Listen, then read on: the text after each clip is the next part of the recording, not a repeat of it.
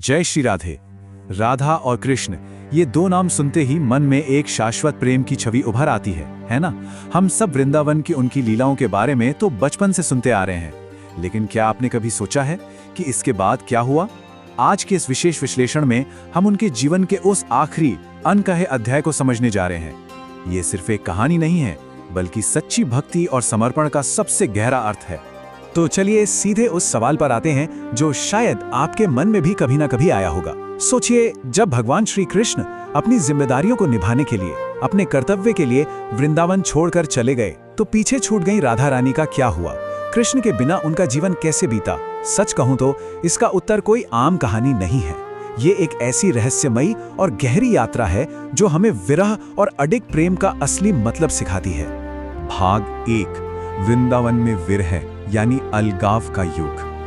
अब जब हम विरह शब्द सुनते हैं तो अक्सर लगता है कि इसका मतलब सिर्फ उदासी या दुख होगा, लेकिन नहीं। आध्यात्मिक दुनिया में इसका मतलब बिल्कुल अलग है। विरह का असली अर्थ है परमात्मा से दूर होने की वो गहरी आध्यात्मिक पीड़ा, जो चमत्कारिक रूप से आपकी भक्ति और आपके प्रेम को कई गुना ज्यादा गहरा कर देती है।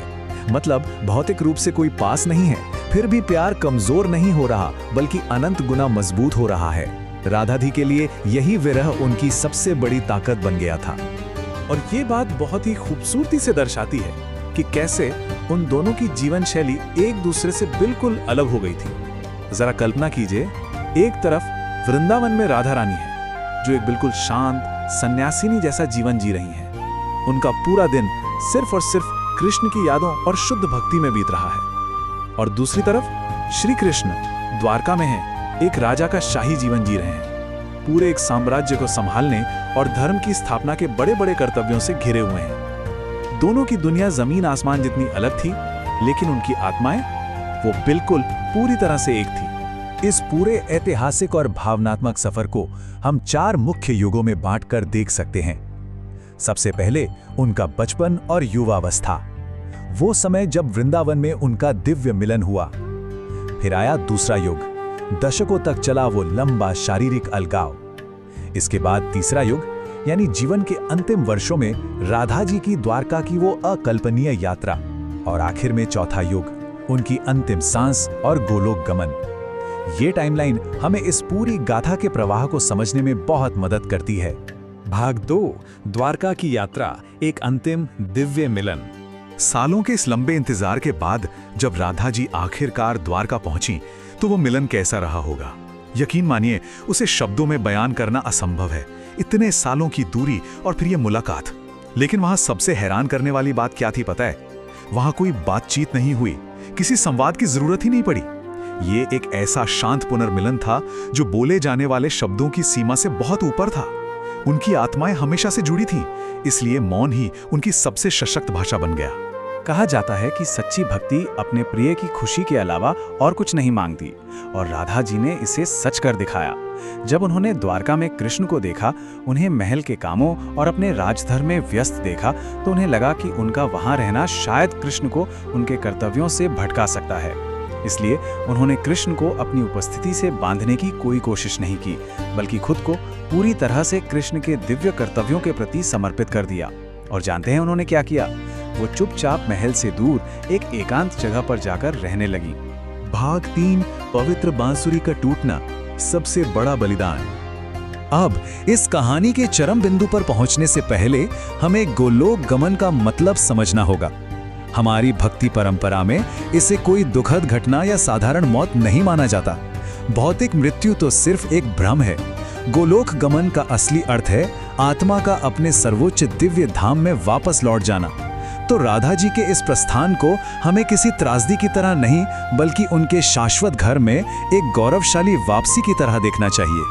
चलिए देखते हैं कि ये आखिरी भावुक पल कैसे घटित हुआ। सबसे पहले राधा जी ने अपनी एक अंतिम इच्छा रखी कि वो श्री कृष्ण की बांसुरी की वो दिव्य धुन एक आखिरी बार सुनना चाहती हैं। इसके बाद कृष्ण ने बांसुरी बजानी शुरू की, एक ऐसी अलौकिक धुन जो 1-2 पल नहीं, बल्कि लगातार कई दिनों तक गूंजती रही। तीसरे चरण में उसी जादुई धुन को सुनते सुनते राधा जी की आत्मा ने शांति से देह त्याग दी, यानी गोलोक गमन किया। और फिर चौथे और आखिरी चरण में अत्यधिक भावुक होकर श्री कृष्ण ने अपनी उस प्यारी बांसुरी को हमेशा के लिए तोड़ दिया। तो यहाँ सबसे अहम सवाल ये उठता है कि द्वारकाधीश ने अपनी सबसे प्रिय चीज अपनी बांसुरी क्यों तोड़ दी? इसके पीछे गहरा आध्यात्मिक रहस्य है। वो बांसुरी सिर्फ एक वाद्य यंत्र नहीं थी, वो उनके अविभाज्य दिव्य मिलन का प्रतीक थी। राधा जी की भौतिक उपस्थिति के बिना उस बांसुरी की धुन ने जैसे अपनी असली आत्मा ही खो दी थी। उसे तोड़ना श्री कृष्ण की तरफ से राधा के सर्वोच्च प्रेम के लिए सबसे बड़ी श्रद्धांजलि थी। और उसी पल कृष्ण ने यह कठोर संकल्प लिया कि वो भविष्य में कभी दोबारा कोई वाद्य यंत्र नहीं बजाएंगे। मूल ग्रंथों का वो संदेश कि प्रेम अमर है, शुद्ध है और अनंत है, वही इस पूरी गाथा का निचोड़ है। बांसुरी टूट गई, भौतिक शरीर पीछे छूट गए, लेकिन जो हमेशा के लिए अमर हो गया वो था उनका शाश्वत प्रेम। ये कहानी कोई आम ऐतिहासिक पन्ना नहीं है। ये हमें दिखाती है कि बिना किसी शर्त का प्यार और खुद को पूरी तरह मिटा देने वाला समर्पण ही असल में भक्ति का सर्वोच्च शिखर है।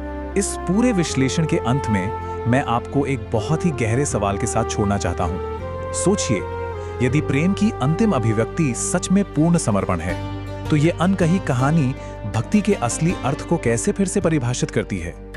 राधा और कृष्ण के इस अंतिम अध्याय पर गहराई से विचार कीजिएगा। आपको भक्ति और प्रेम का एक ऐसा नया और अनंत रूप दिखाई देगा जिसकी आपने शायद कभी कल्पना भी नहीं की होगी। हमारे साथ इस आध्यात्मिक खोज का हिस्सा बनने के लिए आपका बहुत बहुत धन्यवाद।